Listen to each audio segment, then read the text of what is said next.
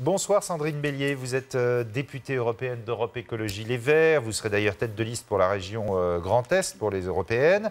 Ségolène Royal veut remettre à plat l'écotaxe. Pour vous, c'est quoi? C'est un enterrement de première classe? Non, remettre à plat l'écotaxe, c'est l'absence de changement. C'est déjà ce qu'avait annoncé Jean-Marc Ayrault. On était à la suspension, là. Moi, j'invite Ségolène Royal à passer à l'action. Ça fait 10 ans que les Alsaciens, tous partis politiques confondus, les citoyens demandent une expérimentation de la taxe poids lourd sur le territoire alsacien. Allez pas dire ça aux Bretons. Hein. Je vais dire ça. Je demande une expérimentation sur le territoire alsacien.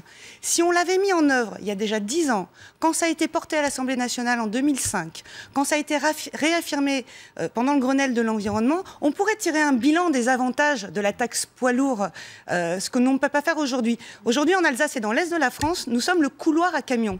Parce que cette écotaxe, dont le nom n'est pas bien approprié, puisqu'il s'agit bien de taxer les poids lourds, elle existe en Allemagne, et on a un certain nombre, et tout le transport européen, qui contourne l'Allemagne pour passer par la France et remonter.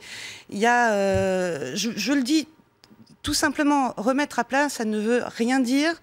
J'espère et profondément retrouver la Ségolène Royal de la présidentielle de 2007, qui s'était engagée, moi, présidente de la République, j'engagerai et je m'engagerai à mettre en application les mesures du pacte écologique de Nicolas Hulot. Je m'attends à trouver une ministre de l'Environnement combative et qui trouvera du soutien, qui réussira si elle s'appuie sur un soutien extérieur constitué par les associations de protection de l'environnement et par l'ensemble des écologistes. Donc ça veut dire que vous lui faites a priori confiance à Ségolène Royal, à ce super ministère de l'écologie, même s'il n'y a pas de ministre vert au gouvernement? Je souhaite qu'elle réussisse. Je souhaite qu'elle réussisse pour l'écologie, pour le changement de cap que les écologistes demandaient et qui, n'ayant pas été manifestement... Là, sur l'écotaxe, elle ne vous suit pas apparemment, si on comprend bien. Pour le moment, elle s'est contentée d'une annonce. Ouais. Je crois qu'on a besoin d'action. Alors pourquoi ne pas l'avoir fait vous-même? Manuel Valls, lundi, vous proposait un super ministère de l'écologie, des transports, de l'énergie, et vous avez dit non. Alors maintenant, ne regrettez pas de ne pas mettre en place l'écotaxe. Non, alors je crois qu'il faut quand même prendre les choses... Vous savez, moi je fais partie des personnes qui ont considéré que les conditions n'étaient pas remplies pour rentrer au gouvernement, qu'il fallait entendre ce que les citoyens... Manuel Valls ? Non, alors absolument pas, parce qu'il fallait entendre ce que les citoyens nous avaient dit, et notamment après le deuxième tour des élections municipales. Les écologistes, sur leur participation pendant 2 ans, ont demandé un changement de cap. On demandait qu'on s'oriente vers une politique plus sociale, plus écologique. Nous ne l'avons pas entendu dans le discours de François Hollande dimanche soir. C'est une des raisons de moi en tout cas qui ont fondé ma conviction qu'il ne s'agissait de pas y aller. Vous savez, on peut vous offrir une voiture de course. Si quand vous ouvrez le capot, il n'y a pas de moteur dedans, vous n'allez pas très loin. Vous attendez maintenant le discours de politique générale, mardi, pour voir, est-ce qu'il pourrait y avoir, par exemple, des secrétaires d'État verts? Écoutez, on va Parce que ça tangue hein, chez vous, les parlementaires. Alors, eux, ça, verts, ils ne sont pas d'accord. Ça ne tangue absolument pas. Nous avons eu un débat dans le délai qui nous était imparti et dans le jeu de la Ve République où on vous demande de répondre en 45 heures, 48 heures, sans connaître exactement la ligne politique, et en tout cas celle sur laquelle nous nous sommes appuyés dans ce débat, était l'annonce et était le discours de François Hollande dimanche soir. Il y a eu des avis divergents. Et je trouve ça Certains avaient quand même très envie de rentrer au gouvernement. Je trouve que les avis divergents sont plutôt sains et ça démontre notamment, et chez les parlementaires écologistes, qu'on a un esprit critique et que chacun se forge une propre conviction qu'ensuite on met au débat. Nous avons décidé, et majoritairement, je vous l'assure, qu'aujourd'hui, les conditions n'étaient pas réunies pour nous permettre d'aller au-delà de ce que nos ministres ont essayé de faire dans le précédent gouvernement. Ça veut dire que vous ne voterez pas la confiance mardi ? Ce sont des choses que nous allons discuter, notamment au Conseil fédéral ce week-end. Samedi. Oui.